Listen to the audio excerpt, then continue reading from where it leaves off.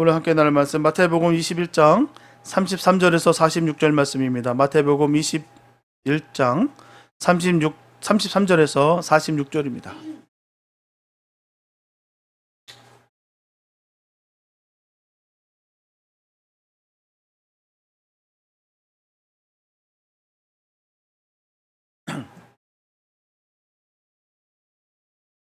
마태복음 21장 33절에서 46절 말씀입니다. 주님의 귀한 말씀 우리 한 목소리로 함께 합독하시겠습니다. 시작. 다시 한 비유를 들으라. 한 집 주인이 포도원을 만들고 산울로 두르고 거기 집자는 구유를 파고 망대를 짓고 농부들에게 세로 주고 타고 갔더니 실가 때가 가까움에 그 실가를 받으려고 자기 종들을 농부들에게 보내니 농부들이 종들을 잡아 하나는 심히 때리고 하나는 죽이고 하나는 돌로 쳤거늘 다시 다른 종들을 처음보다 많이 보내니 저희에게도 그렇게 하였는지라. 후에 자기 아들을 보내며 가로되 저희가 내 아들은 공경하리라 하였더니 농부들이 그 아들을 보고 서로 말하되 이는 상속자니 자 죽이고 그의 유업을 차지하자 하고 이에 잡아 포도원 밖에 내어 쫓아 죽였느니라. 그러면 포도원 주인이 올 때에 이 농부들을 어떻게 하겠느냐? 저희가 말하되 이 악한 자들을 진멸하고 포도원은 제때 실과를 바칠 만한 다른 농부들에게 새로 줄지니라. 예수께서 가라사대 너희가 성경의 건축자들의 버린 돌이 모퉁이 머릿돌이 되었나니 이것은 주로 말미암아 된 것이요 우리 눈에 기이하도다 함을 읽어본 일이 없느냐. 그러므로 내가 너에게 이르노니 하나님의 나라를 너희는 빼앗기고 그 나라에 열매 맺는 백성이 받으리라. 이 돌 위에 떨어지는 자는 깨어지겠고 이 돌이 사람 위에 떨어지면 저를 가루로 만들어 흩으리라 하시니 대제사장들과 바리새인들이 예수의 비유를 듣고 자기들을 가리켜 말씀하신 줄 알고 잡고자 하나 무리를 무서워하니 이는 저희가 예수를 선지자로 알미었더라. 아멘. 소위 교인이라고 하는 사람들은 예수님의 십자가를 너무 쉽게 생각합니다. 십자가를 믿는다라는 문제를 자신이 교회에 출석하고 교회에서 말하는 예수님이 나를 위해서 십자가에서 죽으셨다라는 이 가르침에 반발을 안 하고 인정을 하면 그냥 그것으로 십자가를 믿고 있다라고 생각을 합니다. 때문에 이런 사람들은 구원은 그 자체의 귀함을 생각지 못한다는 거예요. 우리가 돈을 벌 때도요, 쉽게 번 돈은 쉽게 써버린다고들 합니다. 즉 고생을 하지 않고 쉽게 돈을 번 사람은 자신의 땀과 노력의 대가에 대한 값어치를 모르기 때문이에요. 정말 값지게 땀을 흘리면서 어렵게 정말 하나하나 정성스럽게 모아둔 돈이라고 한다면 잘 안 써집니다. 신기하고도요, 용돈을 받아 쓰는 사람들은 잘 씁니다. 근데 내가 살림살이 하는 사람들은 돈을 못 써요. 이거를 쓰면은 내가 어떤 반찬을 더 살 수 있는데, 이거를 아끼면 내가 더 할 수 있는데, 이런 생각 때문에 돈을 못 씁니다. 그러나 용돈 받아 쓰면 따박따박 잘 써요. 십자가도 마찬가지예요. 사람들은 십자가의 귀함도 모른 채 단지 예수님이 나를 위해서 죽으셨다는 그 말 한마디로 모든 것을 다 해결해 버리고 맙니다. 이 말 한마디면 구원의 모든 문제가 다 해결되어 버리고 남은 것은 축복만이 있을 것이다 라고 생각하는 것이죠. 이런 사람들이 예수님의 죽으심의 가치를 두고 살 리가 없습니다. 예수님이 우리에게 주신 이 구원의 문제에 대해서도 별다른 느낌 없이 받아들일 뿐이에요. 안 믿으면 교인이 아니니까 믿겠다는 의도가 짙게 깔렸다는 거예요. 또 사실 교회에서 교인을 향해서 가지고 있는 관심도 마찬가지예요. 한 영혼의 진실로 천국에 가느냐에 두고 있는 것이 아니라 천국의 문제는 예수님을 믿습니다 라는 이 말 한마디로 다 해결해버리고 그 믿음의 증거로서 교회에 대한 열심과 봉사를 강조하는 형편이라는 거예요. 저 사람 열심히 봉사하니까 저 사람 따는 당상이야. 천국까지. 저 사람 헌금 얼마나 많이 냈는데, 그럼 저 충성도를 통해서 천국 가지. 영혼이 잘됨과 그 영혼이 바른 방향과 뜻을 헤아리지 않고 그냥 그것만 강조하고 따르는 것이죠. 이런 가르침에서 자란 교인들이 과연 십자가를 어떤 마음으로 바라볼까요? 자신의 모든 것보다 더 가치 있고 귀한 십자가로 여겨질까요? 자신의 모든 것을 다 잃어버린다 할지라도 십자가만큼은 절대로 잃을 수 없다고 하는 그 비장한 각오로 주님을 바라볼 수 있을까요? 저는 절대로 불가능하다 생각합니다. 이런 사람들은 십자가를 단지 바라만 보고 있는 방관자이지 참여자는 아닙니다. 그래서 주님의 십자가는 우리에게 참여할 것을 요구하고 계신다는 거예요. 주님의 길에 대한 방관자가 아니라 참여자를 부르시고 있다는 것입니다.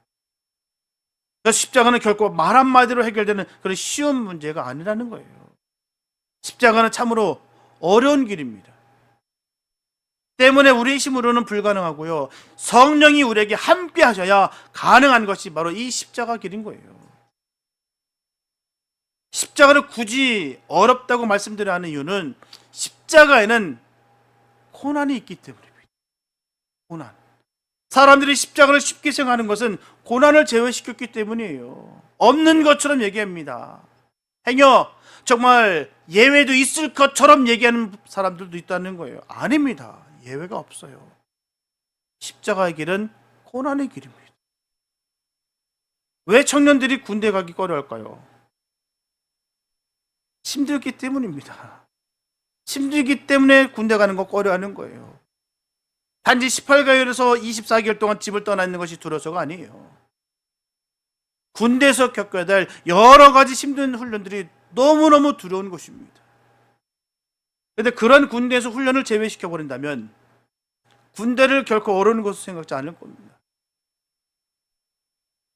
남자들을 혐오하는 어느 사람들이 군대 다녀온 것을 군캉스 다녀왔다라고 얘기합니다. 하지만 정말 훈련이 없는 군대는 장기간 캠핑 즐기고 온 거 다른 거 없어요. 정말 18개월, 24개월 그냥 장시간 동안 캠핑 즐기다가 그렇게 온 것과 별반 차이가 없다는 것이죠. 정말 그들의 말로 군캉스가 맞아요. 훈련이 없으면 말입니다.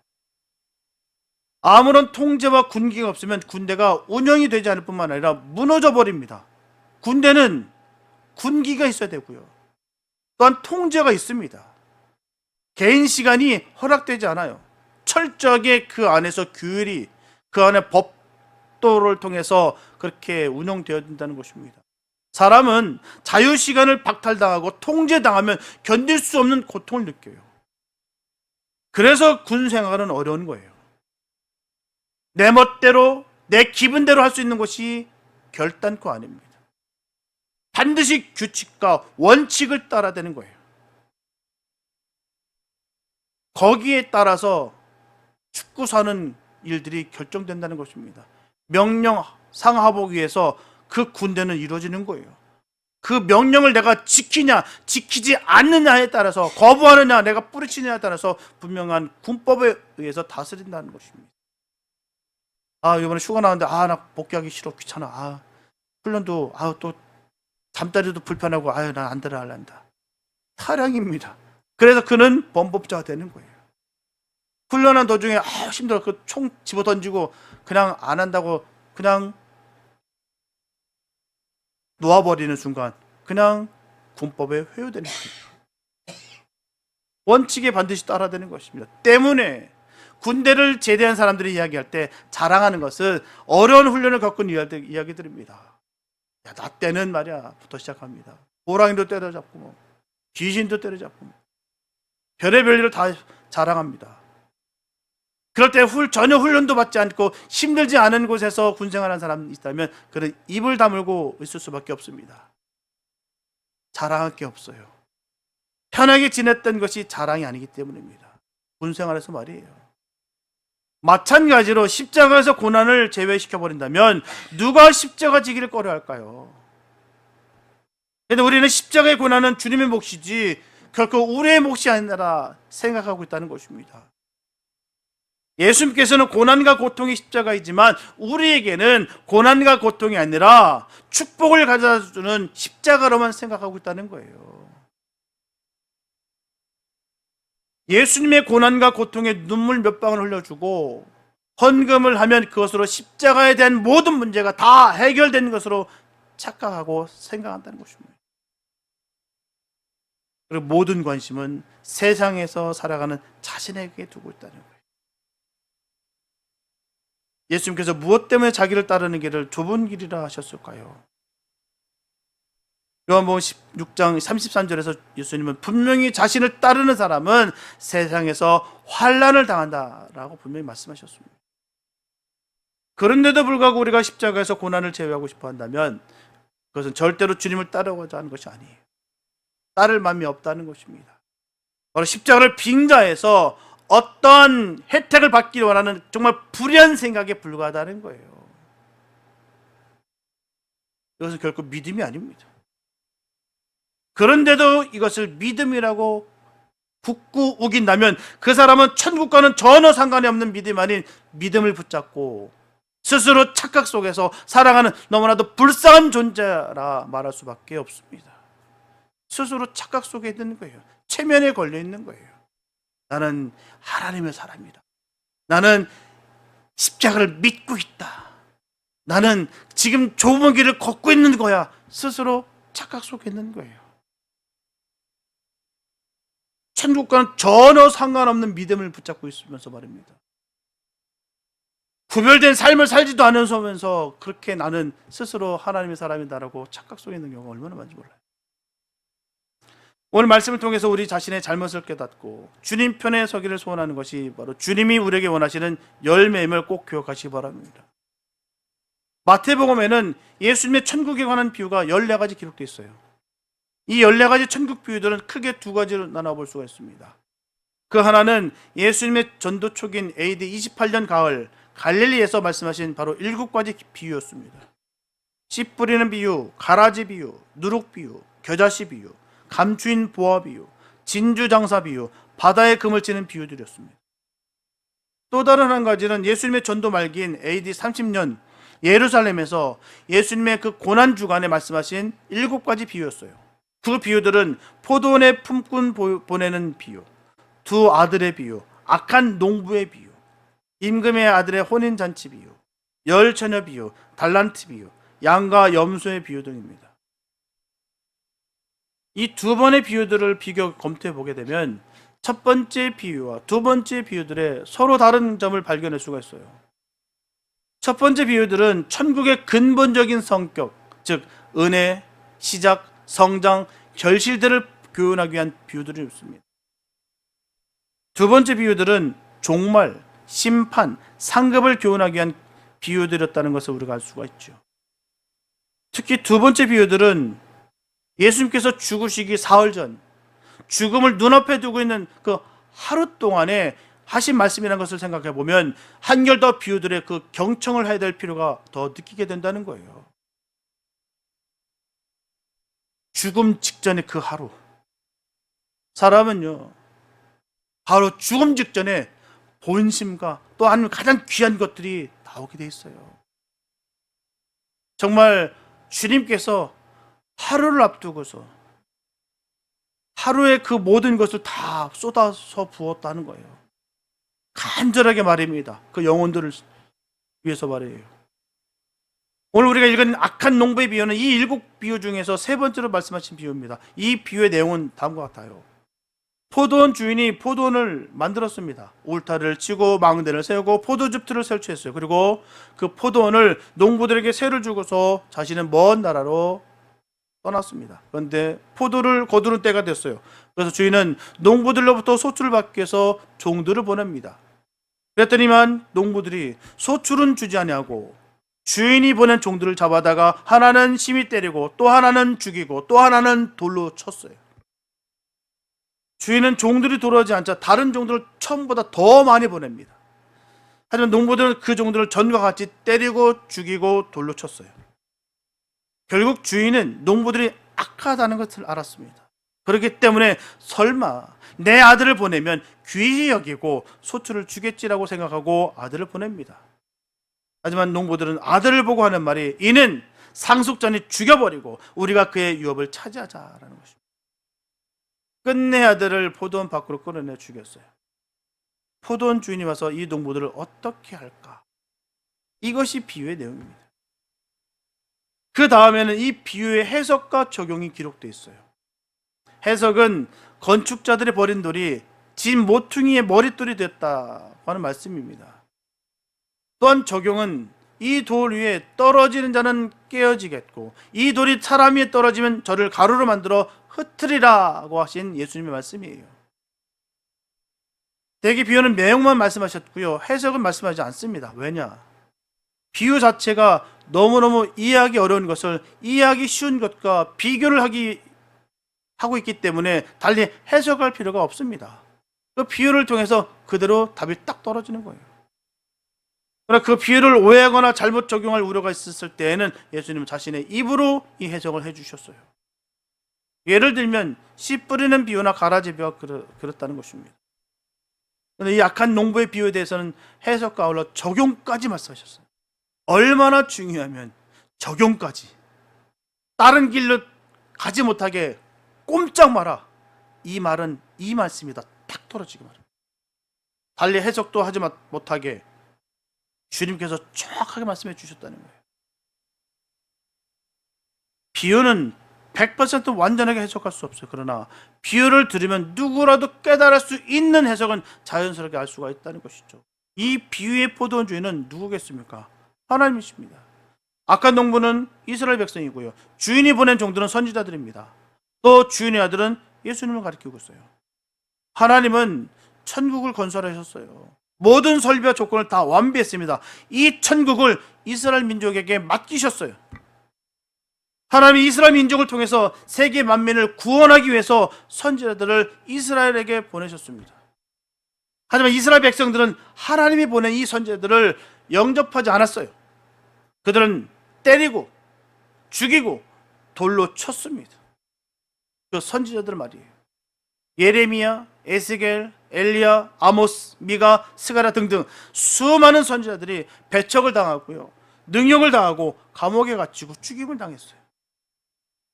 하나님은 아들을 보내면 저희들이 그를 공경하리라 생각하고서 독생자 예수를 세상에 내려보냈습니다. 이스라엘 백성들은 예수를 죽여 영문 밖으로 끌고 와서 십자가에 못 박아 죽였습니다. 예수님이 이 비유를 말씀하실 때 이제 3일 후에 이스라엘 백성들이 이 엄청난 악을 저지를 것을 아시고 이 말씀을 하시는 거예요. 그냥 즉흥적으로 기분 따라 하신 말씀이 아니라 3일 후면 그들이 나를 끌어다가 죽일 것이다, 그 말씀을 하고 계시는 것입니다. 지금 직격탄을 날린 거예요. 이 말씀을 듣는 대제사장들과 바리새인들이 이 비유는 자기들에게 하시는 말씀이라는 것을 모른 바가 아닙니다. 알았다는 거예요. 저 말씀은 나에게 하는 거구나. 문제는 알고도 회개하지 않았다는 거예요. 그 말씀을 듣고서 변화되고 돌이키기를 원했으나 그들은 그 말씀을 듣고서 더 강팍해지고 더 죽이고자 했다는 거예요. 알면서 그 일을 중지하지 않았습니다. 알면서 예수를 잡아 십자가에 못 박여 죽였다는 거예요. 안다고 해서 우리가 믿음이라는 착각 버리시기 바랍니다. 아는 게 믿음이 아닙니다. 돌이켜야 되고 회개해야지 그게 믿음이에요. 이들은 알면서 예수를 잡아 십자가에 못 박였다니까요. 죽였다니까요. 왜 그랬을까요? 다시 한번 말씀드리면 아는 것과 판단하는 것이 일치하지 않았기 때문이에요. 깨닫는 것과 결정하는 것이 일치하지 않았기 때문이에요. 몸에 비유한다면 생각하는 것과 몸을 움직이는 것이 일치하지 않는다는 말입니다. 생각은 저쪽으로 가고 싶은데 다리가 말을 듣지 않으면 저쪽으로 갈 수가 없어요. 아무리 원한다 할지라도 되지가 않습니다. 몸이 움직이지가 않아요. 입은 맛있는 것을 계속 먹고 싶은데 소화가 되지 않아 못 먹는 것과 같다는 것이죠. 계속 먹고 싶어. 근데 배가 찼어. 들어가질 않습니다. 못 먹어요. 암만 산해진미가 다 잘 꾸려져 있다 할지라도 못 먹습니다. 배가 부르니 어떻게 먹습니까? 원한다고 생각한다고 다 이루어지는 게 아니에요. 행해야지 그 뜻이 이루어지는 것이죠. 사고의 일치, 행동의 일치는 어렸을 때부터 훈련을 써야 됩니다. 그냥 되는 게 아니에요. 생각한 대로 판단할 줄 알아야 되고요. 판단한 대로 결정할 줄 알아야 됩니다. 결정한 대로 말할 줄 알아야 되고요. 말한 대로 행동할 줄 알아야 됩니다. 저분들이 자녀를 키우다 보면요, 생각과 판단, 판단과 결정, 결정과 의사표시, 의사표시와 행동이 일치하는 것을 많이 볼 줄 압니다. 야, 이거 좀 해. 알았어. 말만 하고 밥 먹으러 나와. 안 나와. 그게 얼마나 엄마들이 속 터지는지 알겠습니까? 꼭 부부는 한두 번 불어서 나오지도 않아. 계속 불러야 돼요. 네, 알았어요. 안 나와요. 그거예요. 말은 하는데 몸은 안 움직여. 어른도 마찬가지입니다. 생각과 판단이 일치돼야 돼요. 판단과 결정이 일치돼야 됩니다. 결정과 말이 일치돼야 돼요. 말과 행동이 일치해야 되는 것입니다. 그렇지 않으면 엄청난 실수를 저지르게 되는 거예요. 농부들은 자기들이 누구라는 것을 몰랐어요. 자기들의 본분이 뭔지 모릅니다. 이게 다 내 것 같아. 주인이 누구라는 것을 몰랐어요. 왜요? 다 내 것 같아. 내가 노력했으니까 내 포도원이라 생각하는 것이죠. 포도원이 누구의 것이라는 것을 몰랐다는 거예요. 포도원에서 무엇을 해야 된다는 것을 몰랐습니다. 뭘 해야 되겠습니까? 포도를 열심히 기내서 그 소출을 걷어다가 주인에게 주는 거예요. 자기의 일정 부분은 자기가 취할 수 있겠으나 주님께 드려야 되는 거죠. 주인에게 드려야 되는 것이죠. 근데 그게 아니야. 다 내 거예요. 주인이 보낸 종들이 누구며 주인의 아들이 누구라는 것을 몰랐어요. 그들은 정직하지 못했고 잔인하고 포악했어요. 자신을 알고 상대를 알고 근본을 알고 본분을 아는 것이 인간입니다. 아니겠습니까? 자신을 알아야 되고요. 상대도 알고 근본을 알고 본분을 알아야 되는 것입니다. 만약 이것을 모르면 짐승이나 다름없습니다. 짐승에게 이걸 기대하지 않습니다. 자신을 아는 것, 상대를 아는 것, 근본을 아는 것, 본분을 아는 것 기대하지 않아요. 그래서 짐승보다 못한 악한 일을 저지른다는 거죠. 사람은 사람이라야 하고 사람의 본분을 지켜야 됩니다. 나는 누구며 나의 주인이 누구라는 것을 알아야 됩니다. 내가 서 있는 땅이 누구의 땅이며 내가 경영하고 있는 이 기업의 주인이 누구라는 것을 알아야 되는 거예요. 그 기업의 주인이 내게 요구하는 것이 무엇이라는 것을 알아야 된다는 것입니다. 땅은 하나님의 것입니다. 사람은 관리인에 지나지 않는다는 거예요. 우리가 돈을 주고 땅을 사는 것은 보관료, 유지비, 수수료를 지불하는 것입니다. 땅값은 하나님께 지불해야 됩니다. 지주와 건물주는 달라요. 사람이 부모된 도리를 다하고 사원된 도리를 다하고 시민된 도리를 다하면 모든 의무와 책임을 다했다고 생각하면 안 된다는 것이죠. 사람은 하나님에 대한 의무와 책임을 다해야 되는 것입니다. 하나님은 멀리 계시지만 종들을 보내어 소출을 달라고 하십니다. 그때 주인이 보낸 종들을 학대하면 주인이 노하십니다. 주인이 보낸 아들을 배척하면 주인의 진노를 당합니다. 주인을 알고 주인의 종을 알고 주인의 아들을 알아야 되는 것이죠. 주인의 종들을 아는 것이 주인을 아는 것이요. 주인의 아들을 아는 것이 주인을 아는 것이 되는 거예요. 우리의 삶은 어떻습니까? 나라는 존재를 아십니까? 내가 누구라는 걸 아시냐라는 것이죠. 나는 누굴까? 하나님은 과연 어떤 분이실까? 하나님 우리에게 요구하시는 바가 무엇일까? 하나님이 이끄시는 그 좁은 길은 어떤 길인가? 알고 계십니까? 그냥 막연하게 그러니까 그럭저럭 남들이 하는 대로 그걸 하게 되면 그게 책임을 다한 것으로 여기고 그렇게 믿음 생활하고 계시지는 않습니까? 남들만큼 해. 유난 떨 필요 없어. 칠 필요도 없고. 라고 하는 그 소리와 그 소리를 수긍하는 것이 그냥 내가 하는 삶이 다 지금 의무와 책임을 다했다라고 스스로 착각하는 나의 모습이 아닐까 싶습니다. 과연 주님이 원하시는 바가 무엇인가를 바로 알아야 되는데 우리는 그 뜻을 저버리고 내 뜻과 내 생각에 젖어서 그렇게 행동할 때가 얼마나 많은지 몰라요. 그러면서도 불구하고 주님을 사랑한다, 주님을 안다, 주님을 믿는다라고 내 스스로 착각 속에 있을 때가 얼마나 많은지 모른다는 것이죠. 요한복음 13장 20절에 보게 되면 나의 보낸 자를 영접하는 자는 나를 영접하는 것이요 나를 영접하는 자는 나를 보내신 이를 영접하는 것이다. 예수 말씀하셨어요. 마태복음 10장 41절에 보게 되면 선지자의 이름으로 선지자를 영접하는 자는 선지자의 상을 받는다라고 말씀하셨어요.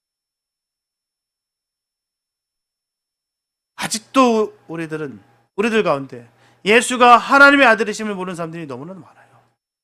하나님을 여기지 않고 하나님을 섬기지 않고 하나님의 아들로 섬기지 않는 삶을 살아가는 분들이 얼마나 많은지 모른다는 것이죠. 여러분들 가운데서 말입니다. 알아도 이름만 알았지 그의 죽음과 부활에 대해서는 아는 사람이 너무너무 적다라는 거예요. 왜 주님께서 이 땅에 오셨고 왜 죽으셨고 왜 부활하셨으며 왜 다시 오셔야 될 그 이유에 대해서 생각지 않냐고 살아가는 분들이 너무나도 많습니다.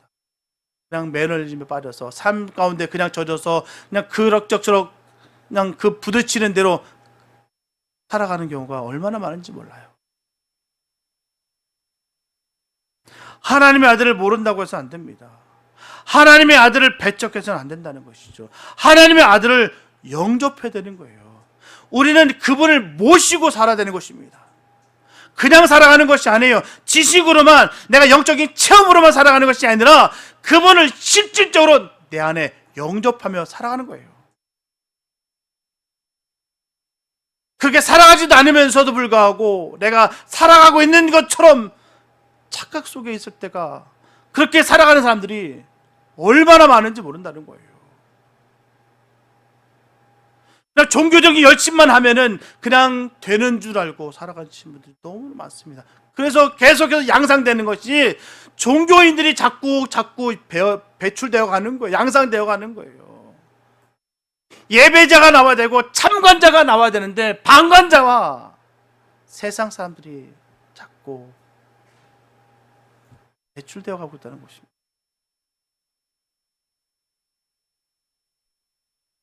아들이 와서 우리를 억압하거나 구속하는 것이 아닙니다. 아들이 오면 우리에게 자유를 주시고 복을 주시고 영생을 주시는 거예요. 그 주님과 함께 하시길 예수 이름으로 축복합니다. 주님이 바라시는 바가 거기 있는 거예요. 우리에게 자유를 주시기 원하시고요, 복을 주시기 원한다는 거예요. 영원한 생명을 주시기 원하신다는 것입니다. 아직도 예수가 하나님의 아들이심을 모르는 사람들에게 전하고 가르쳐서 예수를 하나님의 아들을 영접하는지 많도록 하시기 바랍니다. 내가 그 예수를 모시니 세상 부러울 곳이 없어. 그 예수와 함께하니 내가 부족함이 없어. 그 부족함을 느끼지 않고 은혜만 느끼는 그 참다운 그 기쁨 가운데 그 복음을 선포할 수 있는 믿음의 종들 되시기 바랍니다. 이게 소출인 거예요. 이게 그 주님께서 주시는 은혜를 우리가 계속 폭발적으로 계속해서 흘러넘치게 하는 것이 우리의 본분이라는 것입니다. 내 노력에 의해서 내가 했던 것이 아니라 주님께서 우리에게 찾아와 주셨고 우리를 만나 주셨고 우리 함께 하심으로 말미암아 내가 얻어졌다는 것입니다. 여기저기 이웃저기 기웃거려서 얻어지는 것이 아닙니다. 주님으로 말미암아 얻어지는 거예요. 주님께서 우리에게 주셔야 되는 것이죠. 이 기쁨을 모르다 보니까 늘 허덕이고 늘 불평불만에다가 고통이라는 것입니다. 여러분들은 우리가 예수를 하나님의 아들을 영접하게 된 것을 늘 감사하며 생각하시기 바랍니다. 이보다 더 감사가 어디 있겠어요? 주님이 우리를 만나 주신 것, 우리를 택해 주시고 우리를 자녀 삼아 주신 것만큼 더 감사 기쁨이 어디 있겠습니까? 우리가 어떻게 해서 예수를 하나님의 아들을 영접했는지 그 경위를 분명히 아십니까? 포도원 주인이 와서 악한 농부를 내쫓고 제때의 실과를 바칠 수 있는 다른 농부들에게 포도원을 새로 주었기 때문이에요. 우리는 다른 농부들입니다. 베들레헴에서 나신 예수를 베들레헴에 사는 이스라엘 사람들은 믿지 못하는 예수를 우리는 믿고 있어요. 예루살렘에서 죽은 예수를 예루살렘에 사는 이스라엘 사람들은 알지 못하는 예수를 우리는 하나님의 아들로 믿고 있습니다. 이스라엘 사람들이 예수를 배척하지 않았다면 우리는 지금까지 예수를 알지 못했을 거예요. 그러나 이 일로 우리는 뽐낼 것도 없고요, 또 그들을 저줄 이유도 없습니다. 이것은 이스라엘이 배척함으로 이방이 예수를 먼저 믿고 나중에 이스라엘도 예수를 하나님의 아들로 믿게 되는 하나님의 경륜이 있기 때문입니다. 반드시 그들도 믿게 될 거예요. 이 하나님의 경륜을 아시는 예수님은 악한 농부의 비유를 말씀하셨고요, 해석하기를 건축자들이 버린 돌이 모퉁이의 머릿돌이 됐다라고 시편 118편 22절의 말씀을 그대로 인용하여서 말씀해 주셨어요. 이 진리를 깨달은 베드로도 사도행전 4장 11절과 베드로전서 2장 6절에서 분명히 말씀하기를 건축자의 버린 돌이 모퉁이의 머릿돌이 됐다라고 했습니다. 사도 바울도 에베소서 2장 20절에서 이방에 먼저 하나님의 교회가 세워진 것을 알고 에베소 교인들에게 그리스도께서 친히 모퉁이 돌이 되셨다라고 기록했습니다. 집 짓는 데는 건축가들을 따를 사람이 없어요. 전문가들입니다. 그런데 건축가들이 예수를 쓸모없는 돌이다라고 내어버렸어요. 사실은 예수는 집을 짓는데 더 이상 있을 수 없는 너무나도 요긴한 돌이 바로 예수입니다. 그 돌이란. 이방인들이 이 돌의 가치를 알아보고서 예수를 모퉁이 돌로 해서 하나님 교회를 세웠다는 것이죠. 이것은 정말 감당할 수 없는 은혜입니다. 헤아릴 수 없는 은총이에요. 감사하게 여기시고 충성 다하시기 바랍니다. 이 돌을 소중히 여기시고 귀하게 여기시고 사랑하시고 아끼고 자랑하시기 바랍니다. 지금 세계의 인류가 가장 귀하게 여기는 돌이 하나 있어요. 예루살렘 오마르 사원 안에 있는 아브라함이 이삭을 번제로 드렸던 돌입니다. 아랍인들은 이 돌을 빼앗기지 않으려고 하고 있고요, 유대인들은 이 돌 위에 하나님의 성전을 다시 지으려고 하고 있어요. 아랍인들과 유대인들은 아직도 깨닫지 못하고 있습니다. 예수 그리스도께서 하나님이 새로 지으시는 하나님의 나라의 모퉁이 돌이라는 것을 모르고 있다는 거예요. 예수님은 모퉁이 돌입니다. 교회가 바로 서려면, 가정이 바로 서려면, 나라가 바로 서려면 예수 위에 세워져야 될 줄 믿습니다. 예수 위에 세워야 되는 거예요. 예수를 모퉁이 돌로 집을 세우시기 바랍니다. 우리 교회는 예수님을 모퉁이 돌로 세워진 교회라 믿어 심지 않습니다. 오직 예수예요. 구원은요, 다른 방법이 없습니다. 다른 애씀으로 말미암아 내가 구원을 받는 것이 아니라 예수를 믿음으로 말미암아 구원받는 거예요. 예수를 믿는 믿음을 약화시킨 모든 것들이 죄라 여기시고 사단의 괴율이라 믿으시기 바랍니다. 내 의와 율법으로는 절대로 구원을 이룰 수 없어요. 오직 예수를 믿음으로 말미암아 구원받는 것입니다. 그 위에 쌓으시기 바랍니다. 어떤 일이 있어도 이 돌을 거역하거나 이 돌을 배척해서는 안 됩니다. 병이 들어도 이 돌을 거절하면 안 됩니다. 사업에 실패하고 자녀가 잘못돼도 이 돌을 상하게 해서는 안 됩니다. 예수께서 말씀하시기를 이 돌 위에 떨어지는 자는 깨어지겠고 돌이 사람 위에 떨어지면 저를 가루로 만들어 흩으리라. 계란이 바위 위에 떨어지면 계란이 깨지고요, 바위가 계란 위에 떨어져도 계란은 깨집니다. 정해진 바위. 예수 그리스도께 대항하고 거역하는 자는 망하고 예수 그리스도가 저저고 형벌하는 자도 망합니다. 헤롯이 그랬고요, 바로가 그랬습니다. 대제사장 가야바가 그랬고요, 안나스가 그랬어요. 예수 그리스도 말미암은 은혜를 늘 구하시기 바랍니다. 예수 그리스도께 충성하시고 맹세하시길 바랍니다. 예수님이 내게 와도 복이 되고 내가 예수님에게 들어가도 복이 되게 하시기 바랍니다. 모퉁이 돌 대신 예수를 늘 기쁘시게 하시기 바랍니다. 포도원 주인의 아들이신 예수 그리스도를 늘 기쁘게 영접하시기 바랍니다. 우리의 할 일이 거기 있는 것, 주님을 품고 살아가는 것, 늘 주님을 영접하시기 바랍니다. 내 안에 계신 그 주님과 늘 동행하면서 승리의 삶을 살아갈 수 있기를 바랍니다.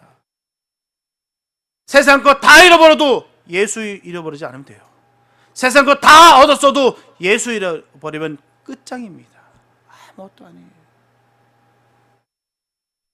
그들은 그 포도원을 얻기 위해서 주님과의 단절을 했다는 것이죠. 우리는 내 안에 계신 그 주님과 함께 아름다운 은혜가 계속해서 소출되어서 계속 흘러넘침으로 말미암아 이 생수강이 배에서 터짐과 같이 나도 살고 남도 살릴 수 있는 복 있는 삶 되시기 바랍니다. 본분을 지키는 삶을 살아가야 되는 것이죠. 사랑하는 여러분, 다시금 우리의 삶을 돌아보시기 바랍니다. 주인은 그런 못된 소작인들을 진멸하고 열매 맺는 새로운 소작인들을 찾으실지 모릅니다. 우리는 소작인이라는 사실을 얼마나 기억하고 살아가고 계십니까?